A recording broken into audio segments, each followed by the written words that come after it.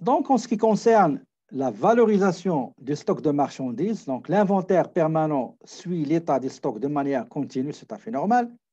Cette méthode nécessite le suivi des flux réels, c'est-à-dire entrée-sortie des biens stockés. Le suivi concerne pour chaque bien stocké à la fois les quantités et les valeurs unitaires et totales. D'accord? Pour comme on vient de dire, il y a deux mouvements. Il y a un mouvement entrée et sortie. Pour les entrées, donc comme on l'a vu tout à l'heure, le coût d'acquisition va englober, va inclure, va incorporer tous les frais. Les frais, tout d'abord, le prix d'achat, plus les frais connexes ou bien frais, ce qu'on appelle les frais indirects. D'accord? Pour les sorties, il y a pas mal de méthodes. Il y a méthode coût propre, méthode coût moyen pondéré, méthode première entrée, première sortie, FIFO, ou bien ce qu'on appelle ici au Canada épuisement successif. Il y a la méthode LIFO, dernier entrée, première sortie, last in, first out, et NIFO, next in, first out. Prochaine entrée, premier sorti. On va commencer par la première méthode. Allez-y, la page 177. La page 177. Et nous allons continuer avec l'exemple de l'entreprise Aventure, Performance Aventure.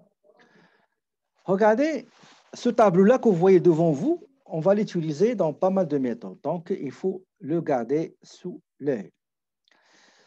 Nous avons l'historique du mouvement du stock. Janvier, on a commencé la période avec 345, avec trois quantités. Prix unitaire 115, valeur totale, c'est 345. 28 janvier, il y a des achats, donc des articles à 118. Mars, 15 mars, achat 16 articles, prix unitaire 122. Le 18 mars, il y a un retour d'un article, d'une planche à neige. Le 16 septembre, on a acheté 12 planches à neige à hauteur de 125 $ la planche. 12 octobre, achat de 20 planches à neige à 130 le prix unitaire. En total, les quantités achetées se trouvent dans cette colonne-là et à la fin, nous avons un total de tout ça, 60 articles, y compris stock initial, avec le coût d'achat de 5 455, tout article confondu. D'accord? Maintenant, comment on travaille avec la méthode de coût propre? Après, le principe, c'est quoi? La méthode de coût propre consiste à déterminer la valeur de chaque article en stock à partir d'un document officiel qui est la facture. Donc, on va se référer à une facture ou à une fiche de production pour voir le prix d'achat de cet article-là. On va l'associer à l'article qu'on a trouvé à la fin de période. Après vérification des certificats d'authenticité, on constate que à la fin de l'exercice, c'est-à-dire 31 décembre, on a constaté qu'il reste 8 planches de marque Optima, ou bien catégorie Optima. Il y a deux qui proviennent des achats de 15 mars. 15 mars, les achats du 15 mars. C'était 122 $ l'unité.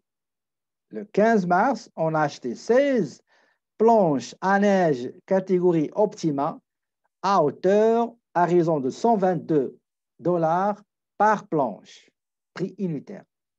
Et à la fin, on a trouvé qu'il y a 15 planches à neige. 2 parmi ces planches à neige proviennent de cet achat-là. Donc, j'ai 2 multiplié par 122. C'est $244. $244. Les 6 qui restent proviennent de l'achat du 12 octobre. On revient au 12 octobre et on va trouver que le prix unitaire des achats effectués le 12 octobre et le prix unitaire est de $130. Je reviens ici, je prends les 6 planches à neige catégorie Optima multipliées par leur prix d'achat. Donc, 780 plus 244, ça donne 1024. Donc, 244 plus 780, ça donne 1024.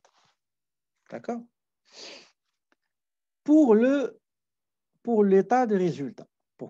Parce que dans l'état de résultat, on a besoin de savoir c'est quoi la valeur du stock fin de période.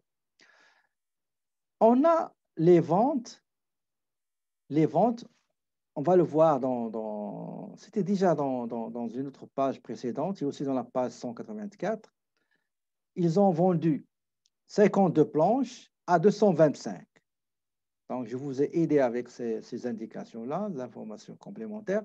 Donc, 52 fois $225 la planche, ça donne 11 700. Stock début, regardez, stock début, il est là. C'est 345. Stock d'ouverture, stock de départ, stock début de période, janvier, c'est 345. Les achats. Regardez, nous avons les achats ici. Nous avons l'achat du 28 118 plus achat du 15 952 plus 1500 achats du 26 octobre plus 2600. D'accord? Ça donne 7232. Ça donne 7232 les achats. Maintenant, pour calculer les achats nets, je dois déduire ces achats, de ces achats-là la valeur des articles retournés. Ici, nous avons juste un seul article dont la valeur, c'est 122. Donc, le total des achats moins les retours, moins les escomptes, plus les frais de transport, ça va me donner, plus manutention, plus assurance, etc., ça va me donner achat net. Et voilà, achat net, c'est 7232 moins 122, ça donne 7100. Donc, l'ensemble des articles, des planches à neige que j'ai mises à la disposition de mes vendeurs et mes vendeuses, leur valeur, c'est 7455. Durant l'année, il y a des ventes et à la fin de l'année 31 décembre, quand j'ai consulté le stock, j'ai trouvé uniquement 8 planches à neige. 8, that's it. Donc, 2 qui proviennent de l'achat du 15 mars, les 6 proviennent de l'achat du 12 octobre. Leur valeur, selon la méthode du coût propre, c'est 1024. Donc, achat disponible pour à la vente, moins ce qui me reste, ça va me donner le prix coûtant, ou bien le coût coûtant, le coût des marchandises que j'ai vendues, qui égale 6431. Donc, je prends 7455 moins 1024, ça donne 6431. Pour dégager la marge brute, c'est les ventes nettes. Ça se peut qu'on a vente et des escomptes sur les ventes. Il faut prendre vente moins escompte. Donc, j'ai les ventes moins coût des marchandises vendues. Ça me donne 5269 qui est marge brute, marge bénéficiaire brute. Maintenant, on va voir la deuxième méthode qui est le coût moyen pondéré. Le coût moyen pondéré.